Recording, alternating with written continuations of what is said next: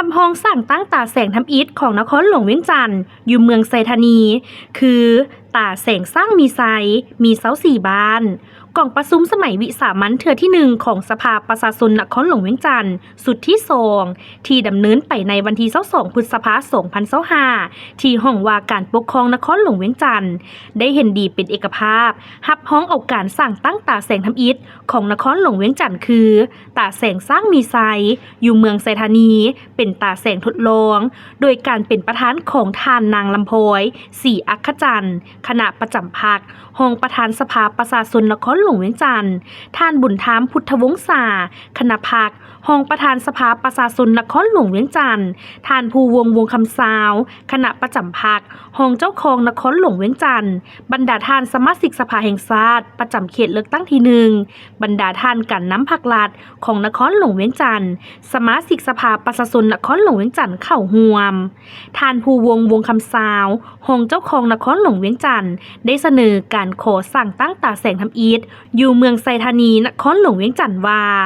ในกฎหมายการปกครองท้องถิ่นฉบับปรับปรุงสำเร็จโดยพื้นฐานและนิติกรรมของศูนย์กลางได้กำหนดให้เมืองหนึ่งประกอบมีอย่างน้อย3ตาแสงหลายสุดบ่ให้กาย5ตาแสงและตาแสงหนึ่งกวมเอาแต่6หาเสา4บ้านฉะนั้นเมืองไซธานีซึ่งมี104บ้านเมื่อแบ่งเป็น5ตาแสงก็จะถึกตาแสงหนึ่งสาวหาเสา4บ้านจึงกำหนดเอาเสา3บ้านของ4กลุ่มบ้านเขตฟากน้ำเงิมออกไปเป็นตาแสงหนึ่งเห็นว่าถึกต้องสอดคล้องกับนิติกรรมและถึกต้องกับสภาพความเป็นจริง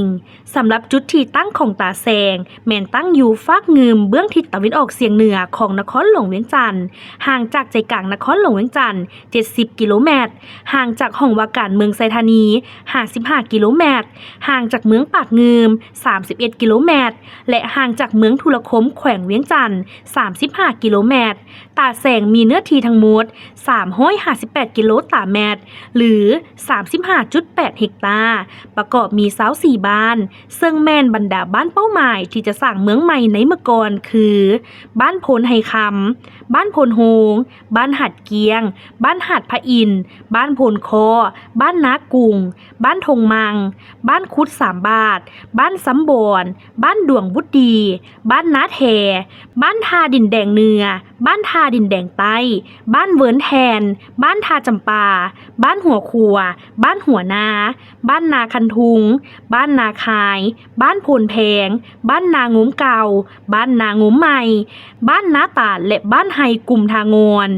ตาแสงนี้แม่นจากจุดเป้าหมายว่าจะสร้างเมืองใหม่ในเมื่อก่อน1บ้านบ้านไฮกลุ่มทางอนตามผลการสัมมนากับสมาชิกสภาแห่งชาติและสมาชิกสภาประชาชนนครหลวงเวียงจันทน์ตาแสงนี้กวมเอา4กลุ่มบ้านคือ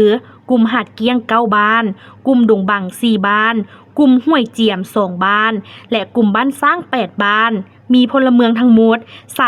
35,577 คนเป็นหญิง 17,878 คนมี 6,043 ครอบครัวมี 6,736 หลังคาเรือนและมี